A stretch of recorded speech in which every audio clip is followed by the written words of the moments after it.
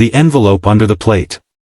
Margaret wiped down the corner booth for the third time that evening, her hands moving with the practiced rhythm of 20 years behind a counter.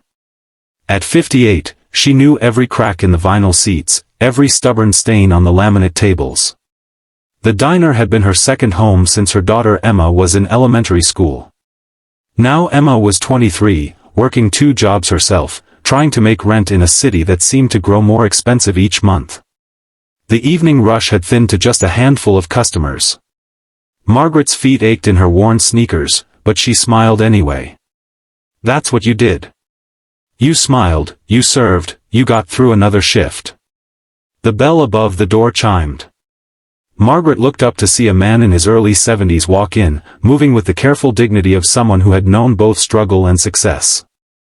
His silver hair was neatly combed, and though his dark suit was clearly expensive, there was something in his eyes that suggested he hadn't forgotten where he came from.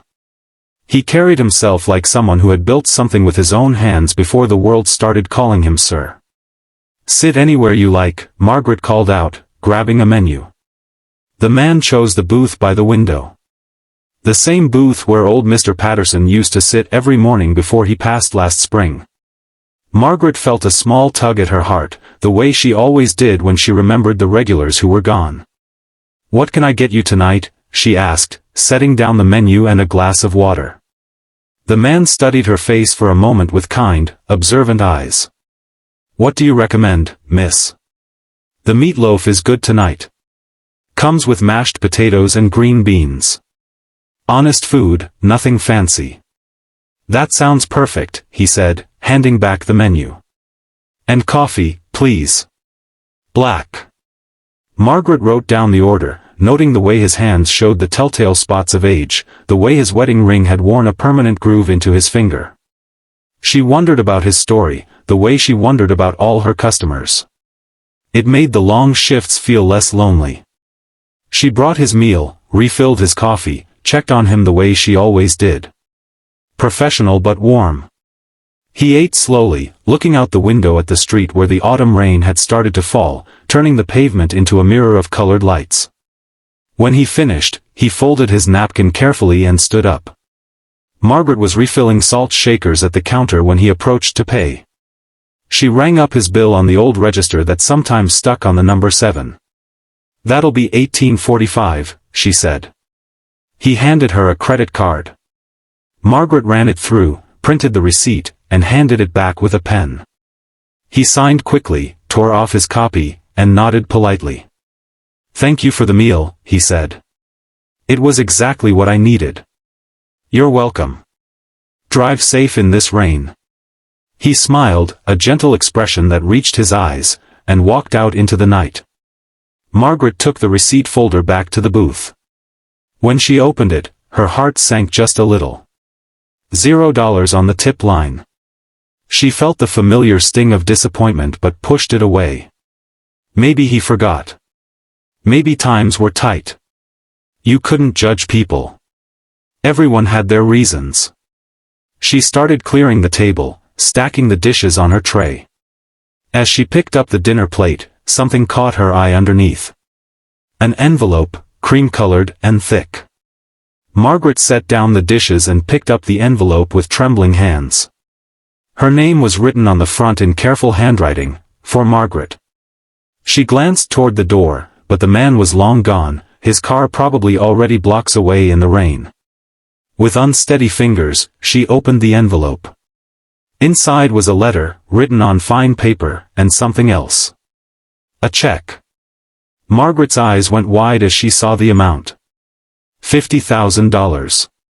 The room seemed to tilt. She sat down hard in the booth, her legs suddenly unable to hold her. This had to be a mistake. A cruel joke. But the check looked real, signed in the same careful handwriting. Her hands shaking, she unfolded the letter. "Dear Margaret," it began. "You don't know me, but I've been watching you tonight. I've been watching the way you treat every customer with the same kindness, whether they order coffee or the full dinner. I've seen the tiredness in your eyes and the smile you put on anyway. I've noticed the worn shoes and the way you counted your tips during your break, probably calculating if it's enough for whatever bill is waiting at home.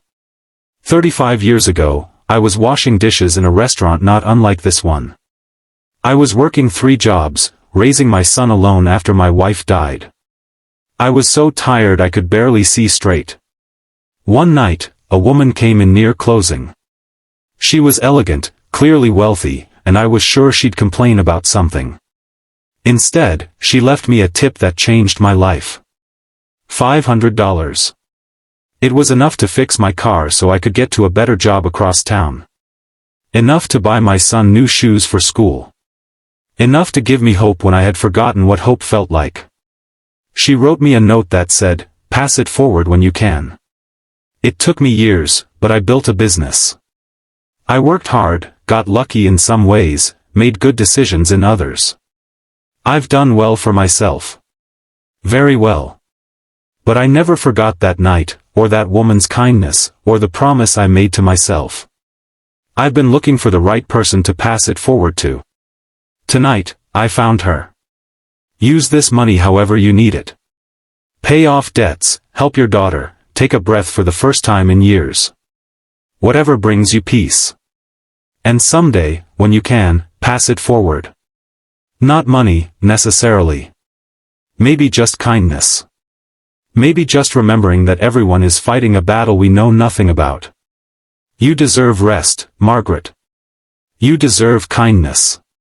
You deserve to know that your goodness matters. With gratitude and respect, Thomas Wellington. Margaret read the letter 3 times, tears streaming down her face, dropping onto the paper and blurring the ink. She thought of Emma, struggling with student loans and credit card debt. She thought of her own mortgage, always 2 months behind. She thought of the car that needed new brakes and the tooth that needed a crown she couldn't afford. But mostly, she thought about being seen. About someone noticing not just what she did, but who she was. About kindness that crossed decades, linking one struggling person to another, building a chain of hope through the years. She sat in that booth as the rain fell harder outside, holding the letter and the check, crying quietly in the empty diner. Not tears of sadness, but of relief. Of gratitude. Of the overwhelming grace that comes when the world surprises you with its goodness. The next morning, Margaret called Emma and told her the debt was paid. 2 months later, she started a small fund at the diner. Every week, she'd choose one customer who looked like they were carrying the weight of the world and pay for their meal anonymously. Just a small thing. Just a kindness. Because Thomas Wellington was right. Everyone is fighting a battle we know nothing about. And sometimes, the smallest act of seeing someone, really seeing them, changes everything. Margaret never forgot that rainy night, or the man who left $0 on the tip line but gave her the world under his plate. And she never stopped passing it forward, one meal, one kindness, one moment of grace at a time. Because that's how the light gets into the world. Not all at once, but person by person, heart by heart, generation by generation. One act of kindness at a time. If this story touched your heart, please like this video and share it with someone who needs to hear it today. Subscribe to our channel for more stories that remind us of the goodness that still exists in this world. And leave a comment telling us about a time someone showed you unexpected kindness. Your story might be exactly what someone else needs to hear.